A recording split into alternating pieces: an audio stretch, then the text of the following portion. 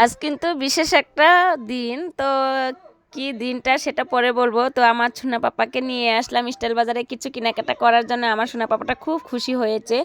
তো দেখো আমরা চলে আসলাম স্টাইল বাজারে। তো চলো যাওয়া যাক, আর আমরা কি কেনাকাটা করব আর কি বিশেষ দিনটা, খুশির দিন, তো সেটা পরে দেখাবো। তোমরা শুধু ভিডিওটা স্কিপ না করে দেখতে থাকো। তো হ্যালো এভরিওয়ান, সবাই কেমন আছো? আশা করছি ভালো আছো। তো আমরাও খুব ভালো আছি। তো ভালো আছি গতিকে কিন্তু আমরা সবাই চলে আসলাম একটু স্টাইল বাজারে। বোন এসেছে আমাদের বাড়িতে, মানে গরম বন্ধ দিয়েছে, তার জন্য একটু ঘুরতে এসেছে। তো বোনকে নিয়ে চলে আসলাম একটু বাজারে।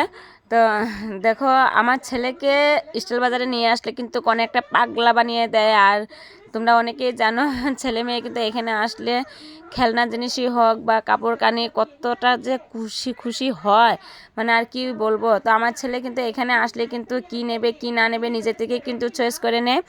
আর দেখো আমার এই সোনা পাপার জন্য, এটা হলো আমার ছোট্ট বোনের ছেলে, তো সোনা পাপার জন্য আমি অনেকটাই দেখেছি কি নেবে, কিন্তু সোনা পাপাটা নিজের থেকে কিছু বলে না। তো এটাই পছন্দ হয়েছে, তো সেটাই নিচ্ছি সোনা পাপার জন্য।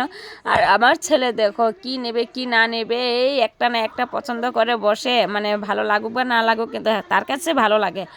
তো দেখো এখানে আবার স্কুলের জন্য মানে বোতল নিতেও এসেছে। এই খেলনা যতবার আসে এই গাড়ি ঘোড়া মানে নিতেই থাকে। তো দেখো এই শার্টগুলি পছন্দ করেছে আমার ছেলে। তো এটা কিন্তু তার বয়সে না, তার হলো 9 বছর।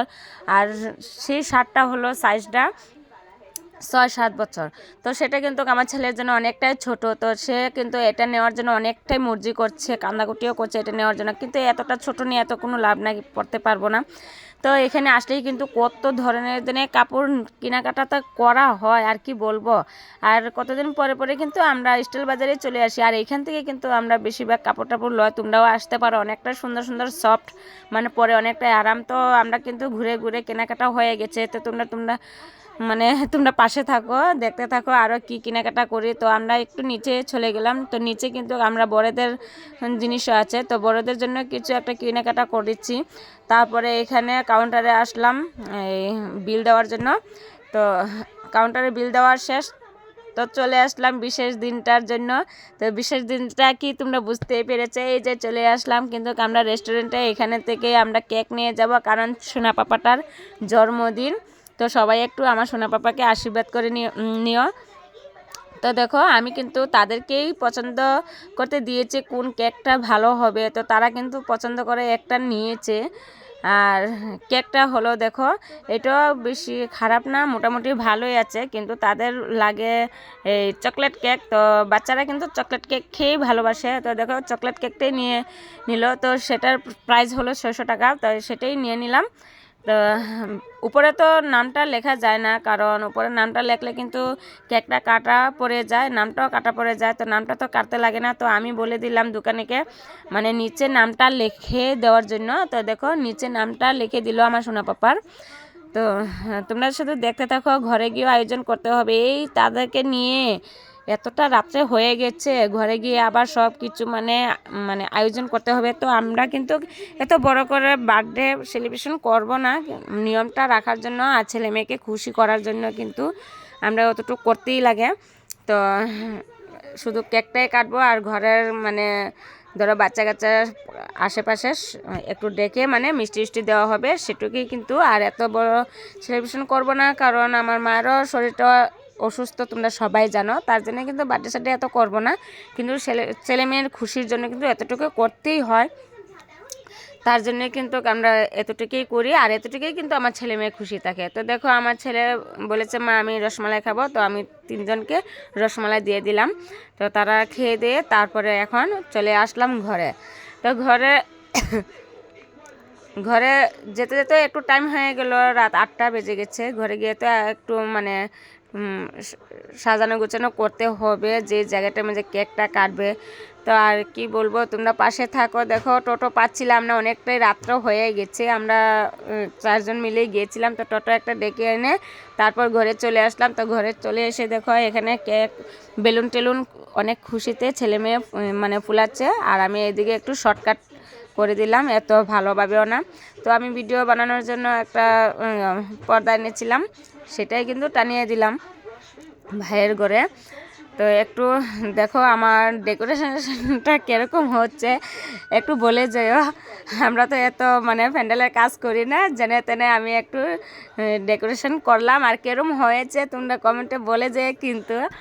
তো দেখো আমার ছেলেটা কিন্তু এত মানে মন মেরে আছে, আমার ছেলের মানে সাইকেলটাকে চুরি করে নিয়েছে। এত মানে ফুর্তির দিনে কিন্তু এরকমটা হওয়া উচিত ছিল না।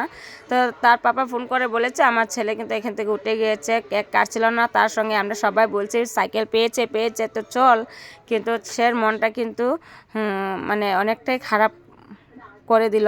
কিন্তু দেখো সবারই একটা কিন্তু মানে জিনিসের প্রতি অনেকটা মায়া, তো তার সাইকেলটাকে চুরি করে নিয়েছে, তার জন্য কিন্তু মনটা অনেকটা খারাপ করে রেখেছে আমার ছেলে। দেখো তো দেখো আমরা কিন্তু জন্মদিনের কেক কাটা হয়েই যাচ্ছে। সবাই একটু বলে যাও হ্যাপি বার্থডে আমার সোনা পাপা। তো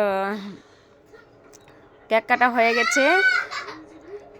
তারপরে দেখো আমার সোনা পাপাকে কিন্তু কেউ বলে দিতে হয় না, সবাইকে একটু একটু করে কেক কেটে সবাইকে খাইয়ে দিচ্ছে। আমার মার দেখো এদিকে বেমার, তথাপিও কিন্তু সবাইকে একটু একটু কেক খাওয়াতে যাচ্ছে আর সবাইকে খাইয়ে দিচ্ছে।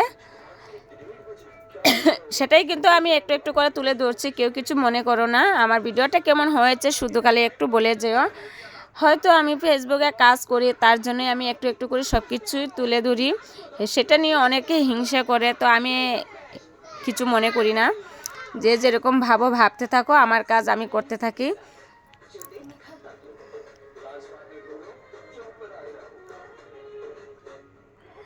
তো দেখো আমার ছেলেটা অনেকটা মন খারাপ করে বসে আছে, কারণ তার সাইকেলটাকে চুরি করে নিয়েছে। এত বিশেষ একটা শুভ দিনের মধ্যে আমার ছেলের মনটাই খারাপ করে দিয়েছে। তো মনটা অনেকটাই খারাপ দেখো। তো ছোটো ভাইয়ে বড় ভাইকে খাইয়ে দিল কেক, তারপরে চলে গেল তার মামার কাছে, তার মামাকেও খাইয়ে দিল, তারপরে দেখো নিজে খালো। সে কিন্তু যে কোনো খাওয়ার জিনিস সবাইকে দিয়ে তারপরে নিজে খায়। অনেকটাই কিউট আমার পাপাটা, আমাকে খাইয়ে দিচ্ছে এখন। আমি হলাম আজ ক্যামেরাম্যান, তাই মানে আমাকে দেখতে পাচ্ছ না।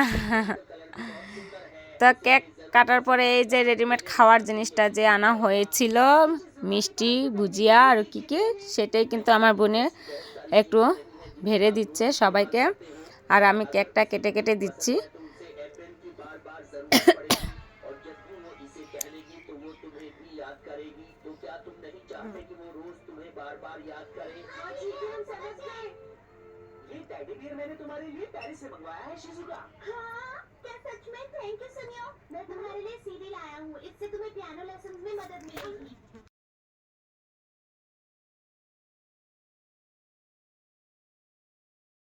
তো দেখো এখন আমরা কিন্তু সবাই খাওয়া স্টার্ট করে দিয়েছি, আমরাও চলে যাব। 8টা 9টা 10টা বেজে গেছে, 8টার সময় ঘরে এসেছিলাম, তো এখন 10টা বেজে গেছে। এখন তো মিষ্টি খেয়ে তারপর ঘরে চলে যাব।